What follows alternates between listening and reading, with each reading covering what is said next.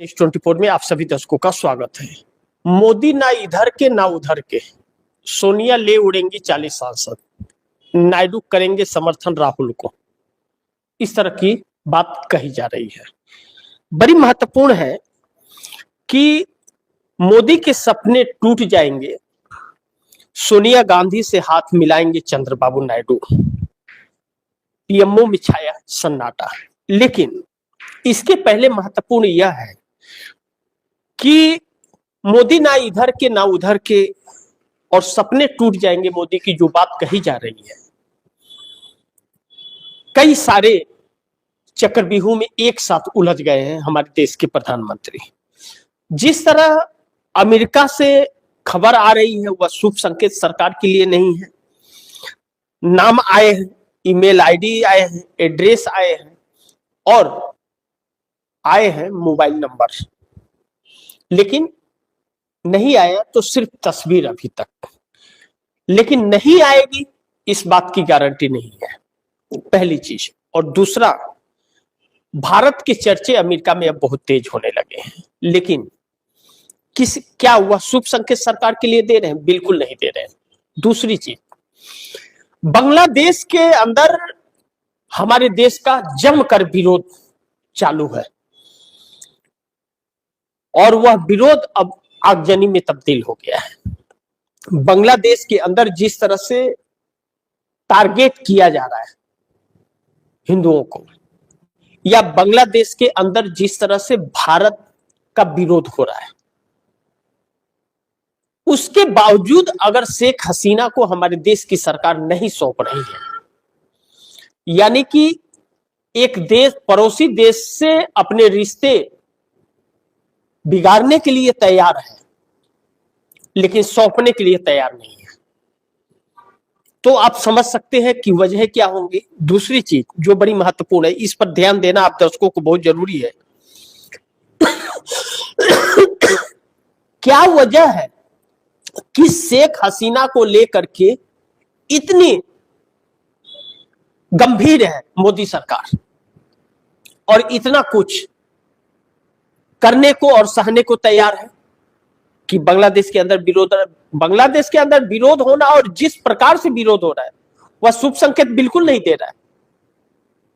मतलब आप दर्शक सोचिए, 1 साल 1.5 साल के अंदर दूसरी बार सड़क पर उतर गई है पब्लिक। एक बार सत्ता परिवर्तन हुआ तो भाग खड़ी हुई, शेख हसीना जान बचा करके भागी और भारत में आके शरण ली है, और दूसरी बार फिर टारगेट। अब शेख हसीना का जो गुनाह है वहां पर तानाशाही का या लोकतंत्र के वहां को खत्म करने का, तो मोदी का क्या कनेक्शन है? क्योंकि मोदी के बहुत सारे राज शेख हसीना के पास है और अडानी का पावर प्लांट का सप्लाई, बिजली की सप्लाई झारखंड के गोंडा से वह बांग्लादेश को जाता है, भारत को नहीं है मिलता है। उसकी बिजली सप्लाई बांग्लादेश को मिलता है। अब अडानी तो फंसे ही हैं, और अगर शेख हसीना के ऊपर जिस तरह से केसेस लगे हैं, पहुंच गई, हैंडओवर कर दिया गया और शेख हसीना ने उगल दिया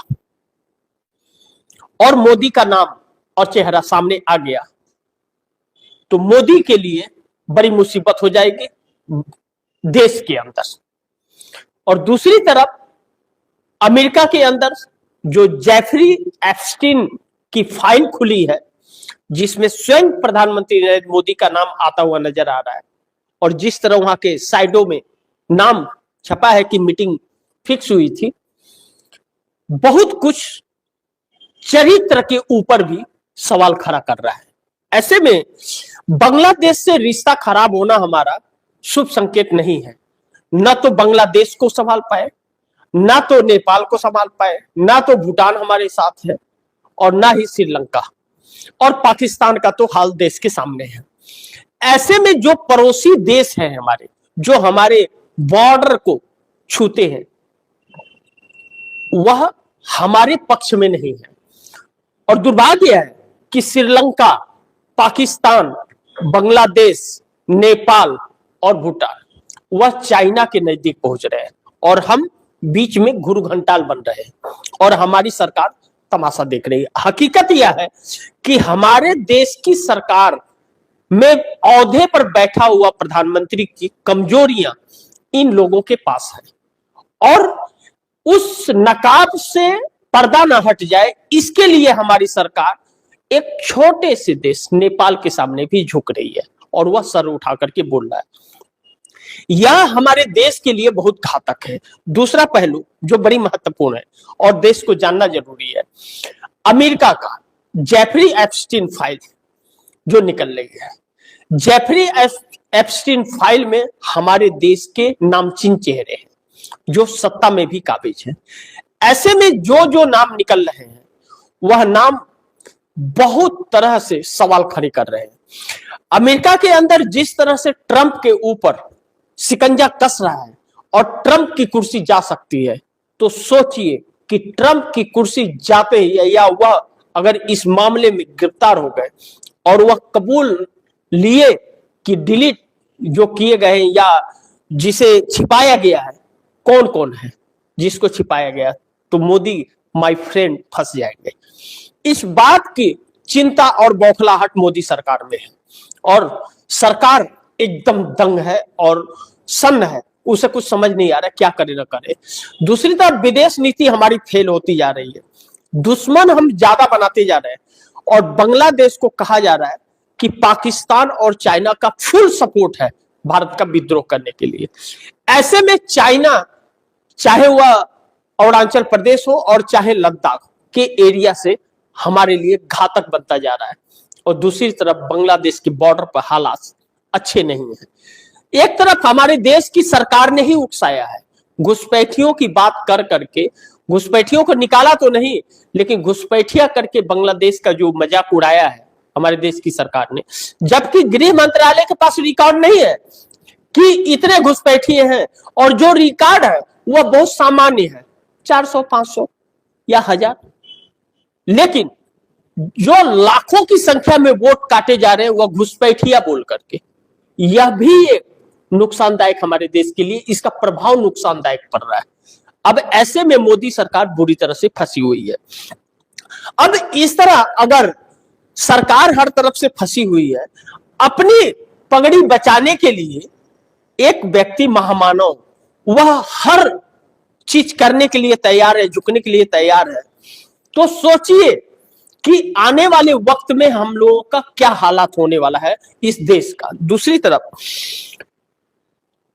मोदी सरकार एक शांति बिल लाई है, लेकिन वह शांति बिल परमाणु से संबंधित है और उसे पूरी तरह से प्राइवेटाइजेशन किया जा रहा है। अमेरिका में एक तरफ साइन करते हैं और दूसरी तरफ कानून बनाते हैं, यानी कि ट्रंप के अधीन हो गए हैं हमारे देश के प्रधानमंत्री। कांग्रेस ने इसका भी खुलासा किया है जो आने वाले वक्त में बहुत घातक साबित होगा।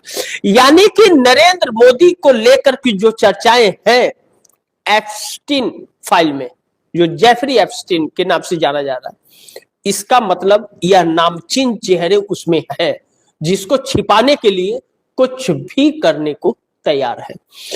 यह देश को पूरी तरह से खोखला कर रही है सरकार। यह सरकार जो बैठी हुई है अपने चरित्र को छिपाने के लिए जो नकाब ऊपर लगाई हुई है, उस नकाब को बचाने के लिए इस देश को दांव पर लगा रही है। दूसरी चीज, जो कानून अमेरिका का पास हुआ जेफरी एप्स्टीन फाइल को लेकर के सार्वजनिक करने का, वह एक सही कदम था। क्यों? कि उसके जरिए, उस तस्वीरों के जरिए हर देश ब्लैकमेल हो रहा था और हमारा देश भी उसका शिकार कहीं ना कहीं था।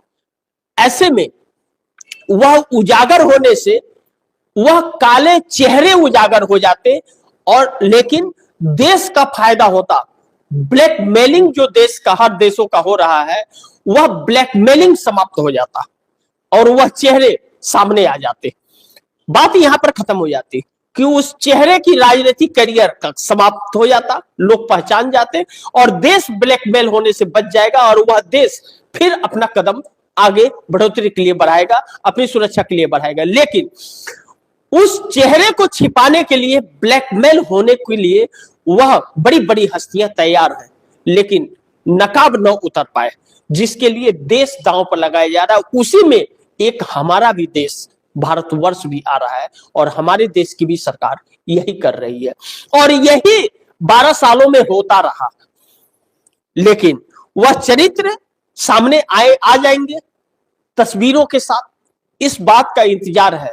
लेकिन इस वक्त जो बड़ी मुसीबत इस सरकार के ऊपर है, 3 चीजें हैं जो समझने की बहुत जरूरत है। जैसा मैंने कहा, मोदी ना इधर के ना उधर के, सोनिया ने ले उड़ेंगी 40 सांसद और नायडू करेंगे समर्थन राहुल को। आप इसे समझिए। पहला, मोदी के सपने टूट जाएंगे, सोनिया गांधी से हाथ मिलाएंगे चंद्रबाबू नायडू, पीएमओ में छाया सन्नाटा।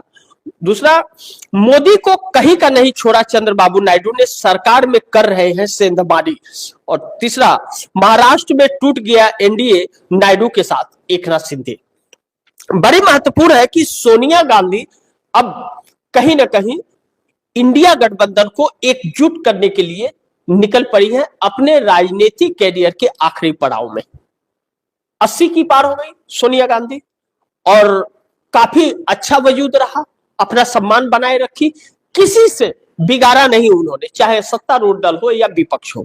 लेकिन मोदी सरकार ने 12 सालों में सिर्फ सोनिया गांधी को बदनाम करने का, गांधी परिवार को बदनाम करने का कार्य किया और अब इस देश के लोकतंत्र और संविधान को खत्म करने के सोनिया गांधी ने कहा कि एक कदम और देश के लोकतंत्र और संविधान के नाम। और इस बात को कह करके सोनिया गांधी ने कह दिया कि अब इस देश को और राजनीतिक दलों को एकजुट होने की जरूरत है, आपस की दुश्मनी भुलाकर इस देश के लोकतंत्र को बचाने की जरूरत है। लोकतंत्र रहेगा तो लोग रहेंगे और लोग रहेंगे तो नेता रहेंगे और नेता रहेंगे तो सरकारें भी आती जाती रहेंगी। ऐसे में सोनिया गांधी के काफी नजदीक जाते हुए चंद्रबाबू नायडू नजर आ रहे हैं, हाथ मिलाते हुए नजर आ रहे हैं। और अगर चंद्रबाबू नायडू के जो संबंध बहुत अच्छे रहे हैं गांधी परिवार से, और चंद्रबाबू नायडू गांधी परिवार के साथ चुनाव भी कांग्रेस के साथ लड़ चुके हैं, चंद्रबाबू नायडू अगर सोनिया गांधी से हाथ मिलाते हैं, राहुल को समर्थन करते हैं या इंडिया गठबंधन को समर्थन करते हैं, यहां बात प्रधानमंत्री कौन होगा इसकी है ही नहीं। बात है कि नरेंद्र मोदी के शिकंजे से देश को कैसे बचाया जाए, इस लोकतंत्र और संविधान को कैसे बचाया जाए। अब इस देश के साथ साथ लोकतंत्र भी खतरे में आ गया है। इस सरकार की जो नीयत है, चरित्र है जो, और जो नीतियां है इसकी, इस देश के खिलाफ है, देश के पक्ष में नहीं है। कहती तो बहुत कुछ है लेकिन करती कुछ नहीं है।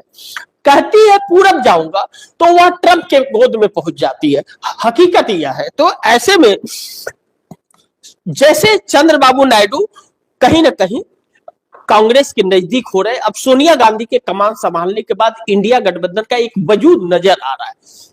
अभी तक इंडिया गठबंधन अलग अलग राग अलाप रहा था, अलग अलग धरने प्रदर्शन कर रहा था, अलग अलग रास्ते तलाश रहा था, लेकिन अब सोनिया गांधी की वजह से यही बिखरा हुआ इंडिया गठबंधन एकजुट हो जाएगा। और यही तो नरेंद्र मोदी नहीं चाहते कि इंडिया गठबंधन एक हो, क्योंकि इंडिया गठबंधन एक हुआ तो नरेंद्र मोदी की राजनीति दम तोड़ देगी। ऐसे में बड़ी महत्वपूर्ण है कि मोदी को कहीं का नहीं छोड़ा चंद्रबाबू नायडू ने, सरकार में कर दी सेंधमारी। आप दर्शकों को मैंने बताया था अपने कार्यक्रम में कि चंद्रबाबू नायडू ने 1.5 लाख करोड़ रुपए की मांग की। यह कोई नरेंद्र मोदी एहसान नहीं करेंगे। चंद्रबाबू नायडू के पास लग रहा होगा कि यह बार्गेनिंग है, जी नहीं, बार्गेनिंग नहीं है। वह यह नहीं मांग रहे कि हम आपको समर्थन दे रहे हैं इसलिए आप पैसे दीजिए, नहीं। यह चीजें हर पार्टियों को करनी चाहिए। इसकी सच्चाई सुनिए, आप सच्चाई सुनकर के दंग रह जाएंगे। लोग यह होगा कि चंद्रबाबू नायडू को पैसे मिल रहे इसलिए मोदी के साथ, नहीं। चंद्रबाबू नायडू इसलिए मोदी के साथ है, जो सच्चाई निकल कर आ रही है, क्योंकि चंद्रबाबू नायडू के जाने से इंडिया गठबंधन की सरकार नहीं बन रही है। नीतीश बार बार धोखा दे रहे हैं, नहीं तो चंद्रबाबू नायडू कब का मोदी का साथ छोड़ दिए होते। अगर सबसे ज्यादा कोई परेशान है नरेंद्र मोदी से तो वह आंध्रा है, क्योंकि नरेंद्र मोदी आंध्रा के साथ लगातार धोखा दे रहे हैं।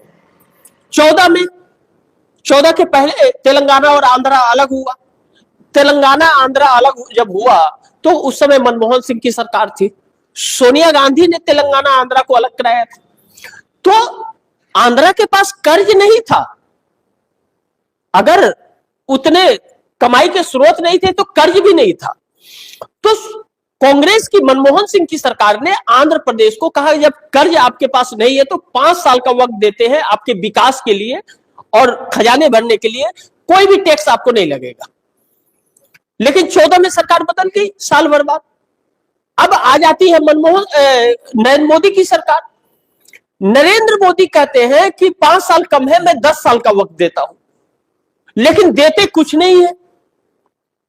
अब टैक्स जीएसटी जब से लागू हुआ है, जीएसटी लागू करने के बाद नरेंद्र मोदी सरकार ने हर राज्यों के पैसे रख लिए, किसी का साल भर का, किसी का 2 साल का, किसी का 3 साल का, पैसे रोक रोक के रख रहे हैं।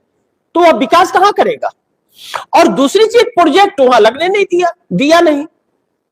और इसी बात को लेकर के जब 18 में समर्थन वापस चंद्रबाबू नायडू ने ले लिया और लेट बहुत हो गया समर्थन वापस लेने में, रास्ते नहीं तलाशे, तो चंद्रबाबू नायडू की सरकार चली गई और वाईएसआर जगनमोहन रेड्डी की आ गई। मोदी यह जानते थे कि हमने कुछ दिया नहीं है, इन्होंने कुछ कर नहीं पाया, लेकिन कर्ज नहीं किया था चंद्रबाबू नायडू ने, आंध्रा के ऊपर कर्ज नहीं बढ़ाया, दिक्कतों में रहे, परेशानियों में रहे, लेकिन कर्ज नहीं लिया। लेकिन जैसे 18 में साथ छोड़ा, 19 में सरकार खत्म हो गई, चुनाव में हार गई और वाईएसआर जगनमोहन रेड्डी आए। जब जगनमोहन रेड्डी आए तो नरेंद्र मोदी के साथ मिल करके आए, तो उन्होंने कर्ज लेना चालू किया। महोदय ने कुछ दिया नहीं आंध्रा को, 19 से 24 भी नहीं दिया, बल्कि 4,60,000 करोड़ का कर्ज कर दिया कि आप कर्ज ले लीजिए, हम गारंटी है, आप कर्ज लेकर के कीजिए। वह कर्ज लेते गए, न छप्पन में न गप्पन में, कुछ कर भी नहीं पाए और पैसे भी उड़ा मारे, क्योंकि मोदी के नियमों को फॉलो करते गए और उड़ते गए और कर्ज 4,60,000 करोड़ हो गया। अब फिर 24 में चंद्रबाबू नायडू की सरकार आ गई, फिर नरेंद्र मोदी वैसे ही कर रहे। अब चंद्रबाबू नायडू कर रहे, आपने जो कहे हैं, वादे किए हैं, वह हमें दीजिए और 1.5 लाख करोड़ डेडलाइन 1 फरवरी तक हमें चाहिए, अन्यथा हम आपसे समर्थन वापस ले लेंगे। अब आपके यह झुंझुना हम नहीं पकड़ पाएंगे। अब ऐसे में मोदी सरकार फंस गई है और सोनिया गांधी एक्टिव हो गई है। तो चंद्रबाबू नायडू सोनिया गांधी के से मिलते और बातचीत करते हुए नजर आ रहे, नजदीक इशारा करते हुए नजर आ रहे कि मैडम हम तो आपके साथ आने को तैयार है, राहुल के साथ मीटिंग करने को भी तैयार है। संदेशे भी आ रहे हैं, इसकी पुष्टि जगनमोहन रेड्डी ने की थी प्रेस कॉन्फ्रेंस करके कि राहुल गांधी से चंद्रबाबू नायडू की बात चल रही है। लेकिन चंद्रबाबू नायडू की दिक्कत यह है कि चंद्रबाबू नायडू कब तक आ गए होते, लेकिन 18 सांसद आने से इंडिया गठबंधन की सरकार नहीं बन पा रही है। इंडिया गठबंधन आपस में एकजुट नहीं था, बिखराव था, लेकिन जब एक हुआ तो नीतीश अलग हो गए, नीतीश आने को तैयार नहीं हुए। तो आने से नीतीश और नायडू दोनों आने पड़ेंगे, या नीतीश को छोड़ करके बाकी के जो छोटे दल, नायडू के बाद बाकी के जो छोटे दल हैं वह आने पड़ेंगे। अब 240 सीटें भारतीय जनता पार्टी की है और 243 सीटें इंडिया गठबंधन के पास है, यानी कि भारतीय जनता पार्टी पर इंडिया गठबंधन भारी है। अब सिर्फ उन छोटे छोटे दलों को एकजुट करना है, जो मोदी के खिलाफ हो जाएंगे तो मोदी की सरकार चली जाएगी। नायडू तैयार है, नायडू तभी आएंगे जब बाकी के 25 सांसद कम से कम एकत्रित हो जाएंगे। उन 25 को एकजुट करने के लिए सोनिया गांधी आगे कदम बढ़ा रही है और चंद्रबाबू नायडू भी प्रयास कर रहे हैं। अखिलेश यादव उसी के तहत गए थे तेलंगाना, हैदराबाद, और वहां पर उन्होंने बैठकें की थी और सभी से आह्वान किया था। के चंद्रशेखर राव से भी मुलाकात की थी, बीआरएस के चीफ से। अब ऐसे में महाराष्ट्र में भी एनडीए टूटता हुआ नजर आ रहा है। अजीत पवार और एकनाथ शिंदे ने बीएमसी चुनाव में कह दिया हम एनडीए से किनारा करते हैं, हम एनडीए के साथ चुनाव नहीं लड़ेंगे। अब जिस तरह से एकनाथ शिंदे को भारतीय जनता पार्टी सता रही है, या एकनाथ शिंदे के साथ जिस तरह से माहौल बिगड़ गया भाजपा का, भाजपा यह कोशिश कर रही थी कि एकनाथ शिंदे भारतीय जनता पार्टी में शामिल हो जाए, लेकिन उसके लिए एकनाथ शिंदे तैयार नहीं है, अपना विलय करना चाहती थी, नहीं है। अब उन्हें तोड़ने फोड़ने की कोशिश की गई, लेकिन एकनाथ शिंदे के सांसद और विधायक जो है वह एकजुट है, एकनाथ शिंदे को नहीं छोड़ रहे। इसमें एकनाथ शिंदे की तारीफ करनी पड़ेगी। एकनाथ शिंदे चूंकि मजबूर इसलिए है कि इंडिया गठबंधन में कब का आ जाते। लेकिन इंडिया गठबंधन में आने के लिए उद्धव ठाकरे बीच के रास्ते के कांटे बन रहे हैं। उद्धव ठाकरे तैयार नहीं है, तो 7 सांसद अगर लेकर के आ रहे हैं तो उद्धव ठाकरे भाजपा की तरफ जाने को तैयार है 9 सांसदों के साथ। पेच यहां फंस गया। अब एकनाथ शिंदे भी चाहते हैं कि मोदी की सरकार गिर जाए, देवेंद्र फडणवीस की भी सरकार गिर जाए महाराष्ट्र में। एकनाथ शिंदे की यह सोच है, तभी उन्होंने बयान दिया था कि एनडीए में रहना है नहीं रहना है, मैं जल्द फैसला करने वाला हूं। ऐसे में अब अजीत पवार से भारतीय जनता पार्टी की बिगड़ गई है, जो दूसरे सहयोगी एनडीए के महाराष्ट्र में। अब अजीत पवार और एकनाथ शिंदे दोनों मिलकर के अगर छोड़ रहे हैं एनडीए का दामन, तो 100 विधायक और 8 सांसद हो जाते हैं। 7 एकनाथ शिंदे के पास है और 1 अजीत पवार के पास है। तो अजीत पवार कभी भी अपने चाचा शरद पवार के पास जा सकते हैं, दरवाजे उनके खुले हुए। लेकिन एकनाथ शिंदे के लिए दिक्कत है। इसके लिए उद्धव ठाकरे मान जाए, इसके लिए एकनाथ शिंदे शरद पवार से मुलाकात बार बार कर रहे हैं। उनके बेटे भी श्रीकांत शिंदे भी जाकर के बार बार मिल रहे हैं। अब कहा जा रहा है कि उद्धव ठाकरे कहीं ना कहीं तैयार होते हुए नजर आ रहे हैं और एकनाथ शिंदे घर वापसी की तरफ कदम बढ़ाते हुए नजर आ रहे हैं। अगर ऐसा हुआ तो यह गठबंधन एनडीए का महाराष्ट्र में टूटेगा अगर, तो 100 विधायक और 8 सांसदों के साथ, तो उससे देवेंद्र फडणवीस की सरकार को भी आंच आ जाएगी, क्योंकि भाजपा के पास पूर्ण बहुमत रही है, और मोदी सरकार को भी आंच आएगी। अब एकनाथ शिंदे चंद्रबाबू नायडू के भी संपर्क में है, कहा जा रहा है कि तालमेल बनाई जा रही है। यानी कि चंद्रबाबू नायडू के पास 18 सांसद जो है, जो 16 चंद्रबाबू नायडू के, 2 पवन कल्याण के, 25 सांसदों का और उसके बाद प्लस में जुगाड़ कर रहा है। इसके लिए सोनिया गांधी को कदम आगे बढ़ाने की जरूरत है। इन्हीं सब चीजों से, इन्हीं समीकरणों से और इसी सब चर्चा के बाद सोनिया गांधी, कहा जा रहा है कि वह कदम आगे बढ़ाई है और सबको एकजुट करने का किसी भी तरह से 243 इंडिया गठबंधन के पास है और 40 सांसदों के जुगाड़ में सोनिया गांधी लग गई है और ले उड़ेंगी, क्योंकि सोनिया गांधी को पता है गठबंधन की सरकार कैसे गिराई जाती है और कैसे दूसरी सरकार बनाई जाती है। क्योंकि 10 सालों तक यूपीए गवर्नमेंट सोनिया गांधी ने चलाई है और चलाकर इस देश को दिखाया है। अटल बिहारी वाजपेयी भी मुरीद हो गए थे सोनिया गांधी के रणनीति का, और वही सोनिया गांधी फिर एक बार कदम बढ़ाई है। देखते हैं क्या होता है, इंतजार करना पड़ेगा। कहते हैं कि ऊपर वाले के घर में देर है अंधेर नहीं। रावण का भी अंत हुआ था, तानाशाहों का अंत हुआ था, हिटलर का अंत हुआ था। एक दिन मोदी सरकार का भी अंत होगा। जिसका कोई नहीं होता उसका ऊपर वाला होता है, इस बात से इनकार नहीं किया जा सकता। तो सोचना और लक्ष्य को हासिल करने के लिए रास्ते में बहुत से रोड़े आते हैं, कांटे आते हैं, पत्थर आते हैं। उससे डर के पीछे तो नहीं हट सकते, आगे ही बढ़ना होता है, तभी सफलता हाथ लगती है। और अब सोनिया गांधी कमान संभाल रही है और आगे बढ़ने की कोशिश कर रही है। देखते हैं कितनी सफलता मिल पाती है। तो इसी के साथ आप दर्शकों से इजाजत चाहूंगा, अगली खबर के साथ फिर हाजिर होऊंगा। लेकिन आप दर्शकों की क्या राय है, क्या सुझाव है, कमेंट बॉक्स में जरूर दीजिएगा। इस खबर को ज्यादा से ज्यादा शेयर कीजिए, अपने दोस्तों को भी कहिए आगे शेयर करें। आपने अगर चैनल को सब्सक्राइब नहीं किया, सब्सक्राइब कर लीजिए।